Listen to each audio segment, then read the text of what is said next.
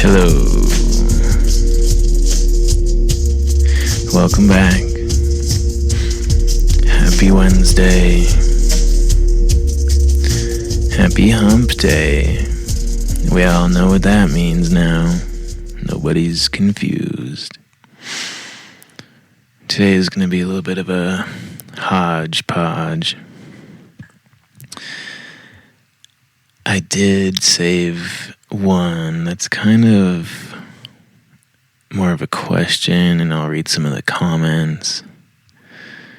But I just think it's funny because my old man used to say, like, "Ka'ula" when I was a kid. And that would piss me off. So the prompt is, it's in the subreddit, Ask Reddit. And it's the "what is your best? I say it wrong on purpose" example. Like, my dad used to call any video games Nintendo games. Oh man, that must have pissed that dude off. Kill two stones with one bird. Let's get two birds stoned at once. The comment on that was, nobody wants to admit they ate 9 cans of ravioli. There are people to do and things to see. So little to do, so much time. This person said, I used to piss my daughter off by saying the Google. Like, hey, would you go on the Google and find the weather for tomorrow? Man, that would send her into fits. So the person said, I'm a fan of give it a goog.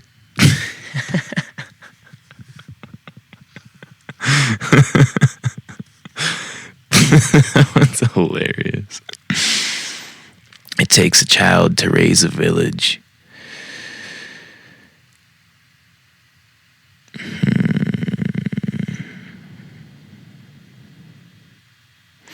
My father's friend and neighbor is a wine guy. Like, he actually built a wine cellar in his basement with hundreds of bottles. Whenever I meet him at events and he's talking wine stuff with my father, I pronounce Merlot as Merlot. And I can see him experience actual physical discomfort. Dude bought a vineyard, thinks he's a sommelier. Once I referred to a Gewürztraminer, Gewürztraminer. If I was German, eins Gewürztraminer. My father was really big into this type of wine as goat's trimmer. And I think he almost had a stroke. Somebody said, have you asked him about a sevening non-blank?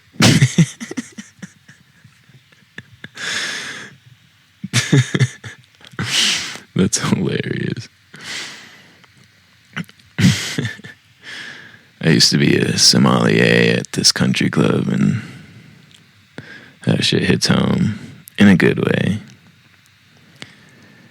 I say deers when I see more than one deer. I think their individuality should be celebrated. I say meese for the plural of moose. It's a moosin'. If you ever listen to Brian Regan, or a boxing of donuts. Always say, as they say in France, then say the phrase in Spanish. As they say in Spain, que será, que será.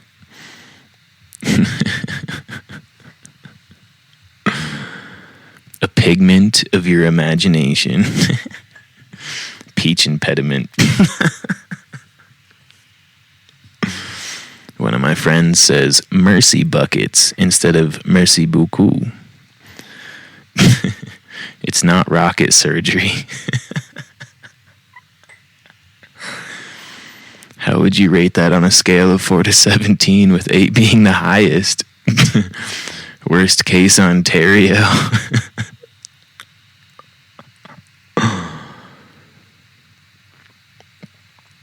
These are pretty fucking funny. I might just have to keep going.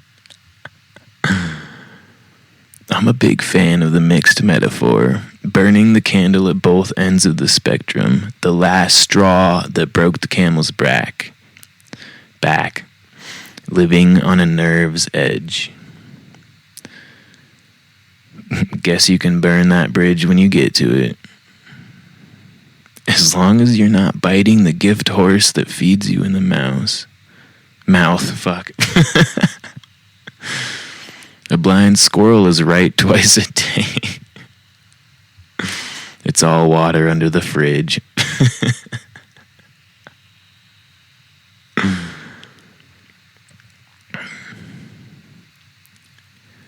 Our CEO was quoted in the local paper saying a person was batting above their weight.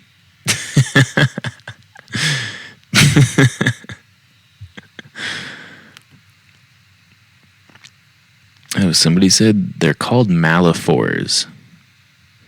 I guess there's a word for this.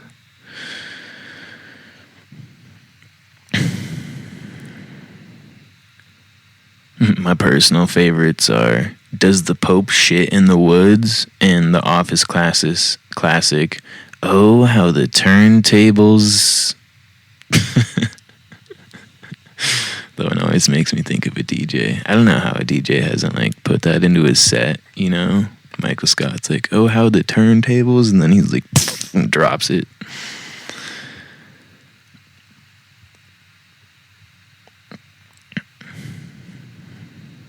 I call the Nintendo Switch a Game Boy, but I also call the Steam Deck, I don't know what that is, a Game Boy. Basically any handheld console is a Game Boy.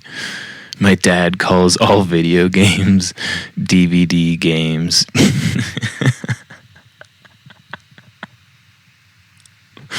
My mom, a very smart and funny lady, would say, urethra, instead of eureka. And then she would say, or do I mean Topeka? I like to say viola instead of voila. Or the squeaky wheel gets the cheese.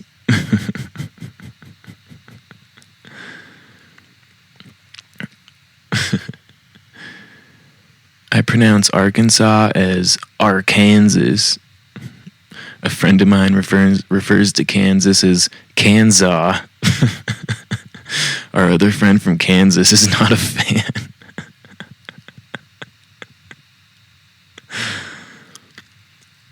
Oh, fuck. It's what it's. That's fucking hilarious, actually. Contractions, gotta love them. That's so funny. So I have a lot of Latin heritage. Basically all my blood is Latin except for a little bit, but you know, Cuban, Mexican, Italian is also Latin. But I had this girlfriend a long time ago, and I used to say jalapeno or like rakin'. And if you're a Trailer Park Boys fan, you know exactly what I'm talking about. Anyways, I'd be like, yo, give me the jalapeno chips. She would lose her damn mind. She thought I was being genuine. She'd be like, you're Mexican, you can't even say fucking jalapeno. That's not, what word are you saying? Like, I don't know, she would go nuts. Did not get the subtle humor, even though she thought she was a damn comedian. That shit will be funny for the rest of my life. This one's good. I like to refer to Dumbledore as Gandalf and vice versa. Really ruffles some feathers. I bet it does. Alright, we just did that for 10 minutes.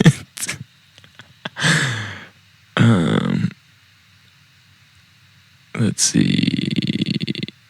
Ooh, this one's kind of funny. We'll just do one more. My Italian ex-girlfriend would get really pedantic about Italian words ending in O, singular, I, plural. So multiple cappuccinos or cappuccini, for example. I started doing it to non-Italian words, and the look on her face when I offered her a susho or called a smiley face an emojo was always hilarious. That's actually pretty funny.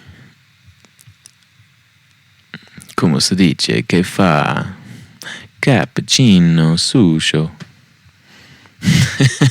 That's actually fucking good. Let's see. Alright, this one is from AITAH. One second.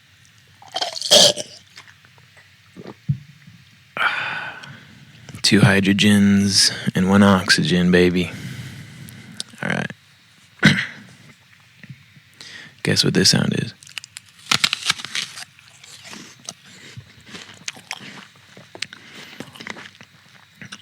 So this one says, advice needed.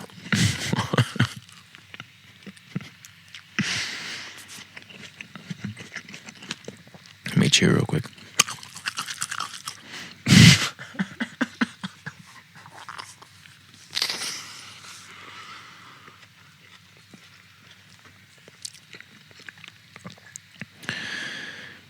Long story short, my girlfriend, 44, I'm 37. She has an almost 12-year-old son who still will often ask to sleep in her bed. He's not hit puberty yet or anything, but she does often allow this. I don't live there and never sleep there. The one time I spent the night, the boy banged the side of his bed in his room until 2 a.m., until she eventually caved and went and slept in his bed with him, me alone in her room. We just got back from our first family vacation, a one-bedroom condo with a loft that has 2 single beds for the kids, her daughter 9 and the boy nearing 12. The daughter had no issues sleeping up there. The boy slept up there the first night, but said we had to keep our master bedroom door open all night. This is even a policy at their home. She must sleep with her bedroom door open. What the fuck? Okay. The second or third night, the house is dark and quiet for at least an hour. Everyone should be sleeping. Me and my girlfriend start fooling around a little bit. Very quiet, etc. Except he did ECT, etc. We just talked about that. I'm sure he didn't do it on purpose, though. Sure enough, the boy sneaks downstairs and peeks into our room and sees me and his mom doing stuff. Whoa. Remember that for the rest of his life. 45 minutes of pure chaos follows. Of yelling, screaming, you name it. He does not like his mom doing stuff with me. Yeah, newsflash, nobody wants to see their mom doing that shit. But I digress. Side note, the boy really likes me. Otherwise, and we do tons of guy hobbies and fun stuff together. He likes having me around. He just doesn't like me being alone with her. Dude, he's fucking 11. What? That's so Oedipus of him. Just beat the Oedipus out of him. Just kidding. Don't do that. That was a terrible joke. So for the remainder of the trip, he says he's sleeping on the couch, which is just outside our room, with the door wide open, of course. She allows this. The one night I get up around midnight to take a pee, house and has been quiet, phenomenal grammar, and dark for over an hour. Everyone should be sleeping. I get up really quiet and peek around the door frame to see what the boy is doing. He should be sleeping. And sure enough, he's awake, just staring down the hall into our room, listening, waiting, monitoring. if there are any sounds or noises or anything. This is creepy as fuck to me. Yeah, obviously. I close the door to the bedroom after I go to the bathroom, but not latched all the way closed. And sure enough, 10 minutes later, he comes storming down the hall, swings the door open violently, screaming, "Why is the door closed?"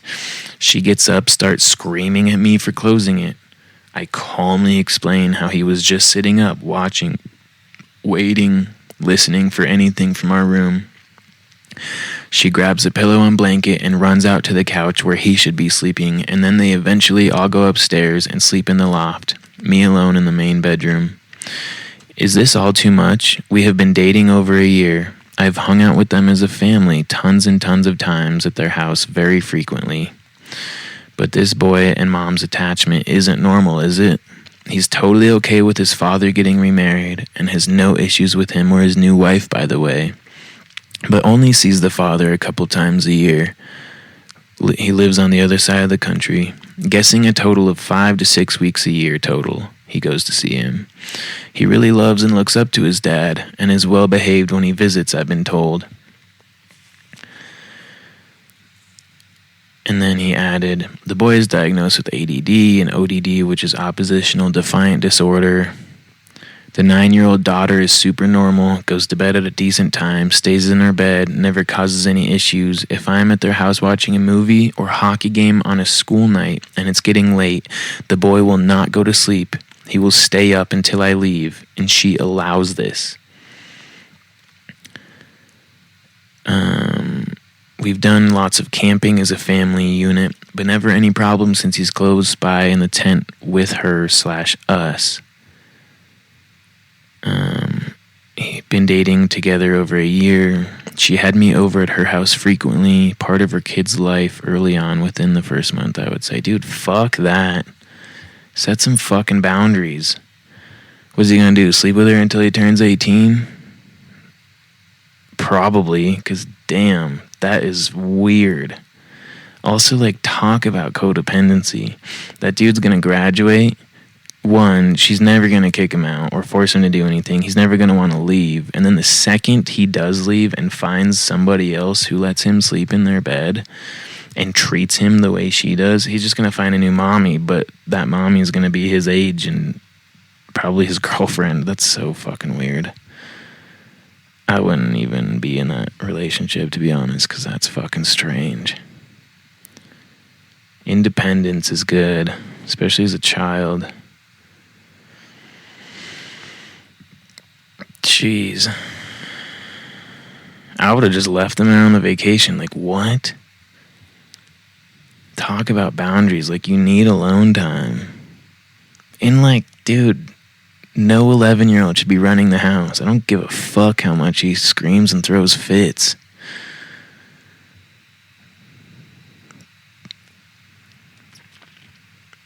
There's just so much about that is strange. I'm going to have to stop thinking about it.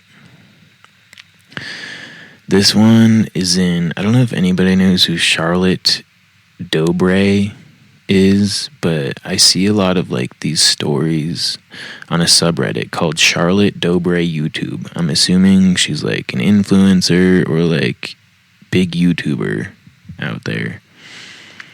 'Cause tons of people, it's like, you know, like in like the 50s and 60s and for years after, I think it was like in the New York Times or like your local paper, there was like Ask Abby or Dear Abby, and people would like write letters being like, "Dear Abby, this is my problem, you know, what do you think?" And then you'd see your letter answered in like the next edition of the newspaper or whatever. I think it was New York Times. I don't quite remember because I was born in the 90s. Anyways, so it goes like, "Hey Charlotte and my fellow petty professionals." I assume Charlotte's pretty petty herself. "If you've ever wondered if Karma takes requests, she does. And mine came with extra cheese and a side of toddler vomit."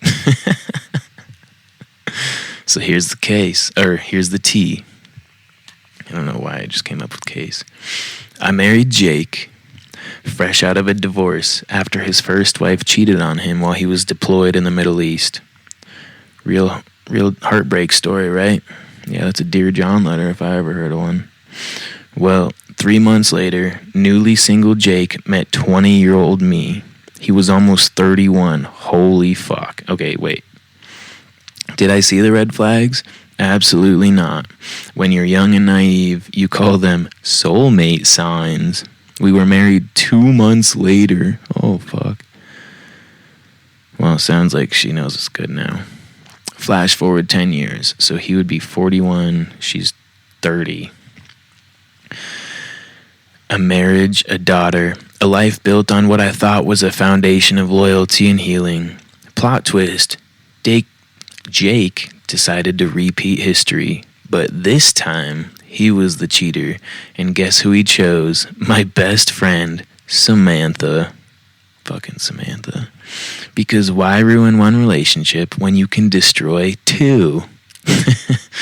That's not funny. At the time, we were living in Jake's childhood home, a house his mom gifted us after his dad died. I spent years renovating that place. Blood, sweat, paint fumes, the whole cliche. 2 weeks before we were set to sell it for a massive profit, I discovered the affair. Cue full system shutdown. His mom swooped in immediately to make sure I knew the truth. Only Jake's name was on the deed as right of survivorship. Technically, the house was never mine. Translation, pack your bags, sweetheart. Your marriage, your home, and your best friend have all been repossessed. At 20, Jake swept me off my feet. At 30, he threw me into the street with a 3-year-old. Damn. Idiot. Not her, him. But wait, it gets better. Jake offered to buy me a townhouse if I agreed to a 50-50 custody without a court fight. Yeah, because he knew he would lose that. Desperate, I agreed. Yeah, I'd probably take that deal too. And like the human dumpster fire he is, he ripped me off the loan and deed at closing, claiming it was just to help it go through. Ooh. So now he's your landlord. Don't worry, I'll put you on the deed after, said the man who was already furniture shopping with my best friend. Spoiler alert, he didn't. I was left living in a house he controlled while he played happy home wrecker with Samantha and the one I built. Meanwhile, karma started cooking. I fell in love with an amazing man, closer to my age, and he has a full head of hair. Fucking score. We got married, and our new little family of 3 turned into 4. All this while living in the home Jake was required to pay for as part of alimony and child support. I was given sole custody of my daughter. Okay. After 2 years, I was required to give Jake the house back. I did, and I lived happily ever after. Okay. So we're skipping some major events here. Okay. Oh. And when I originally handed over the keys to the house after the divorce, I took every single light bulb out of the house. Every single one. Because if I had to rebuild my life from scratch, he could fumble around in the dark for a while. Back to them. Jake and his side chick tried selling the townhouse for a small fortune, but he got greedy. It sat on the market for months. No bites, no offers, no escape. Apparently, Samantha couldn't stand living in the other house I renovated and had been nagging Jake to sell both houses because, direct quote, it still feels like her house. Oh, honey, that's because it was. By spring, reality smacked Jake upside the head.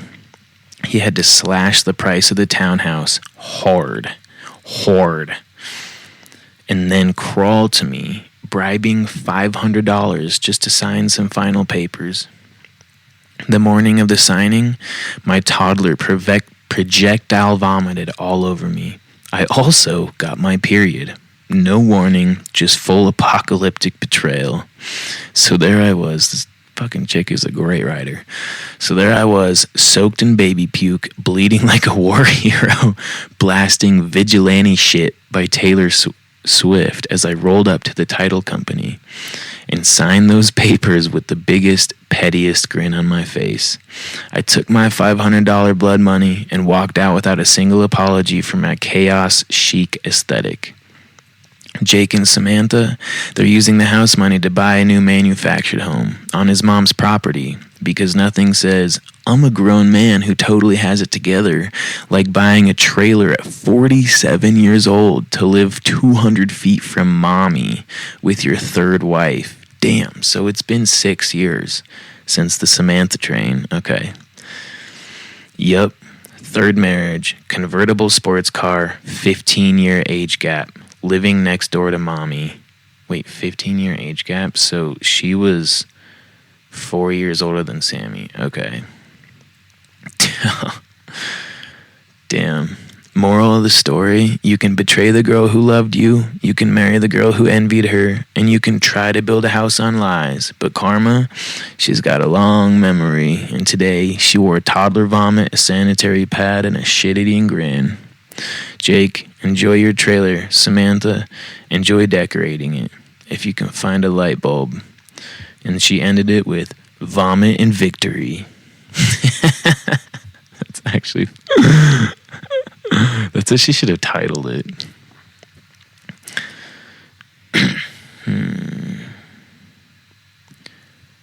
Let's see, should we do... Okay, I think we'll end it on a spooky one. We got like 4 minutes left.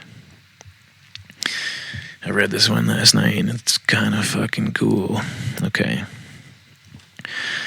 I have been training for long-distance hiking for the past few months. I can't drive, so I tend to go into the local area, which I'm quite bored of now. I also suck at reading maps, and I've been doing this solo, so I know I can look after myself alone. Last Monday, I was on my usual trek. I had become lost a few times and found myself on private land. When I noticed, I just backtracked, no issues. This happened 3 times on this particular walk, which had added an extra 10 miles. I was heading back home my usual way, which I had done countless times when I went over on my ankle. I knew if I went my usual way, it would be an extra 6 miles, which I didn't really want to do. So I looked at my map and saw a private route which cut right through forest. I'm normally a rule follower, but I knew I couldn't make it the other way. So I trespassed. This route would be 3 miles shorter. I started down the path. All was well the first half mile. There was a stream with a waterfall. Was all quite pleasant, despite the fact I was dragging my leg. Then I noticed the forest was getting very dense, and the trees were bigger than ones I'd seen in the other forest I passed through. This really surprised me since I joke with my friends about all trees looking the same, but the trunk on these trees were the biggest I've seen, with bases the size of small houses. The trees looked like something out of a fairy tale. Further down the path, I noticed that there was sudden bluebells, more than I've ever seen, surrounding everything. This went on for about a mile. Then I noticed random 3-foot-tall stones that looked purposeful and very old. I'm used to seeing old stone markers, but something about the shapes was odd. Markers, graves, I'm unsure. I had seen animals all the way through my hike, but not here. Nothing. It was silent. I stopped to take a picture of the bluebells, and then what looked like a leg suddenly came out of the grass near the base of a tree. I jumped out of my skin. I'm miles from anyone on land I shouldn't be on, without any signal on my phone. I thought it might have been a bloating body, which made the leg suddenly pop up. I got myself together and took a few deep breaths and went to check. I walked over, and it was just a solid log. I swear to God, I saw it come up out of the grass near the tree. But it's a log. What the fuck? I keep on walking, but quicken my pace. Ankle is fucking killing me. Then I heard a door slam. There is no buildings here. Maybe it's just a tree? I'm trying to be rational. What happened next really fucked me up. I heard someone speak. but it was right next to my ear. I could feel the warmth of their breath. Leave here. I turn around and there is no one fucking there. Nothing. There is no way someone could sneak off and run away. I break out into a full-on sprint. Fuck my ankle. I need to get out of here now. I reach the end of the path and it's a 15-foot tall chained gate. There's no way I'm heading back down that trail. I find that the top of one of the walls is broken, making it about 10 feet, so I haul my 5-foot tall ass over it and just sit by the side of the road, looking back through the gate, waiting for someone or something. Nothing happened. It's been over a week, and I have the need to go back. I don't want to. It wants me to.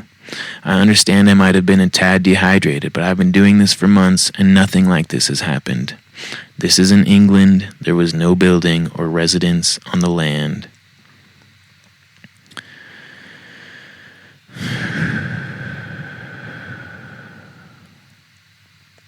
Yeah, that's creepy as hell. Wow, that was perfect timing. Alright, cue the music. Peace out, y'all. Spread love. Stand your ground. Call your mothers. Good night.